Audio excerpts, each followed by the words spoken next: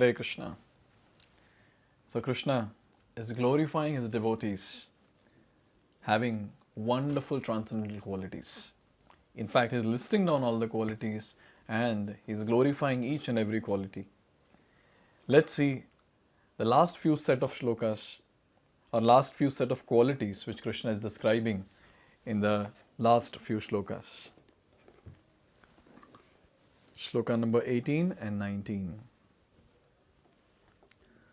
Samaha shatrau cha mitre cha tatha manapamanayaho shitoshna sukha dukkheshu samaha sanga vivarjitaha tulya ninda shrutir mauni santushto yena kenachit aniketah stira matir bhaktiman me priyo naraha.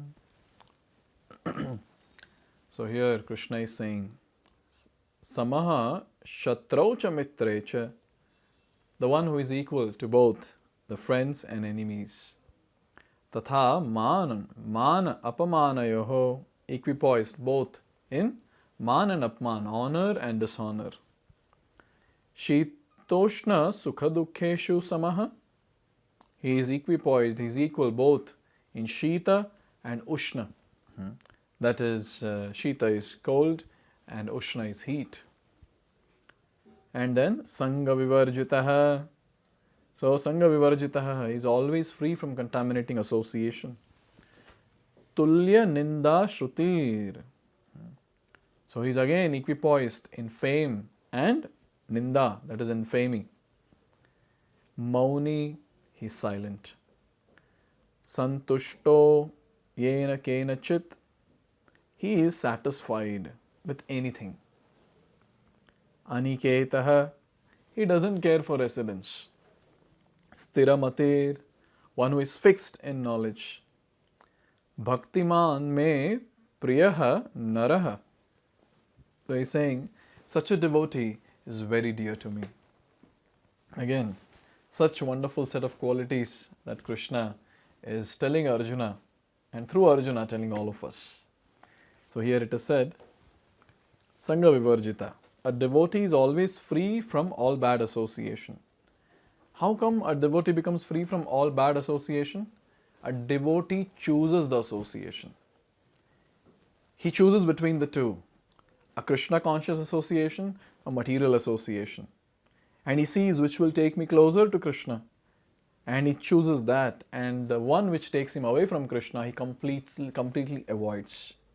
So when this question was asked to Chaitanya Mahaprabhu, who is a Vaishnav? So at that time, Chaitanya Mahaprabhu said, Asat Sangatyag Ei Vaishnav Achar. Giving up the association of materialists, the ones who are Vishayi, that such a person is called as a Vaishnav, a devotee.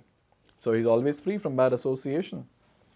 Sometimes one is praised and sometimes one is defamed. That is the nature of human society. But a devotee is always transcendental to artificial fame and infamy, distress or happiness. He is very patient. Now this is a very nice thing.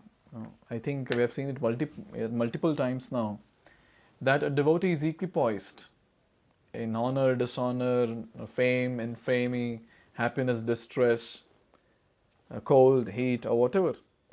See, the entire material world that is there, that is titled as Ashashvatam. In this world, nothing is Shashvat, nothing is permanent, be it happiness or be it distress. And we know we never call for distress, but the distress comes. And then after that, after some time, happiness will come. Because nothing in this world can remain permanent. So if a person is becoming famous, then for sure, we should wait and see the same person will actually get into infamy. So whenever a devotee sees all this, the dualities of this world, he is not affected because he knows the truth of this world. And he might be living in this world. He might be in this world, but he is not of this world. He is always there meditating on their lordships, doing devotional service. He is always on the transcendental platform, almost like being in the spiritual world. So it's a very important thing to know that when we start practicing devotional service, automatically these different perspectives we will get, and especially the perspective of this entire world being temporary and not getting disturbed by the changing setup in this world. So that's what is spoken here. So understanding this, he is very patient. He does not speak of anything but the topics about Krishna, therefore he is called silent. Silent does not mean that one should not speak. Silent means that one should not speak nonsense. One should speak only of essentials, and the most essential speech for the devotees is to speak for the sake of Supreme Lord. So again, this is a very important point. So we say mauna. Mauna means, but then here in Krishna consciousness, mauna means not speaking anything else apart from Krishna and the topics related to Krishna. It's a very, very important point. So keeping the mouth shut is not the option, because by that we will not get purified. But when we speak about Krishna, when we glorify Krishna, when we chant His holy names, so at that time we will get purified. So mauna is very important, but mauna here in Krishna consciousness is glorifying and speaking about Krishna. That's what is mauna. And then here it is said that a devotee is happy in all conditions. Sometimes he may get very palatable foodstuffs, sometimes not, but he is satisfied. Nor does he care for any residential facility. He may sometimes live underneath a tree, and he may sometimes live in a very palatial building. He is attracted to neither.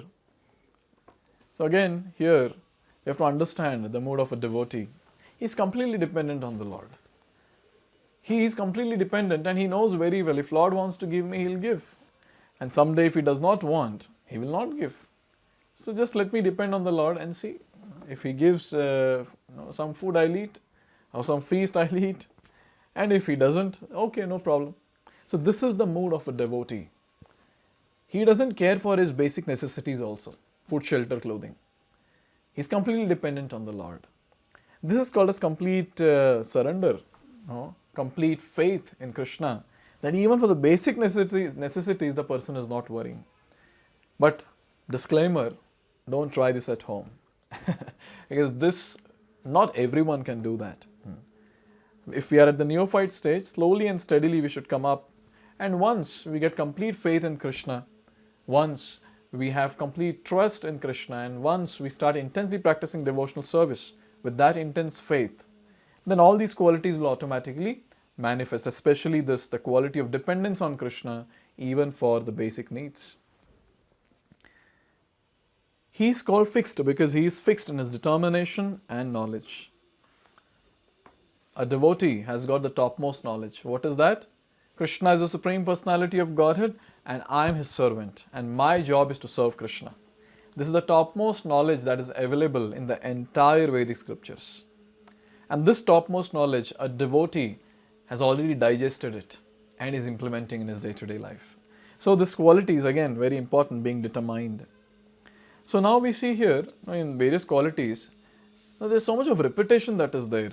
Some qualities are repeated. So here Prabhupada says that this repetition is there to indicate to the devotee that he must acquire all these qualifications.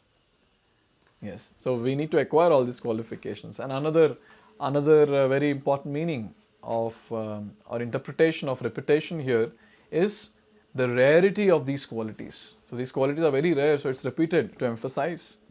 So in this way, these qualities which are there, how are these acquired? These qualities are rare. These qualities we need to acquire. But are we supposed to endeavor separately for each quality or something like that? Bhakti, the devotional service, this process is so powerful, so powerful, so powerful that it can purify the person and at the same time give all the auspicious qualities. So all these 35 qualities that Krishna is mentioning here in these shlokas, these set of shlokas, so these are not got from outside. These will automatically manifest within the devotee. When the devotee is intensely practicing devotional service and when he is getting closer and closer to Krishna.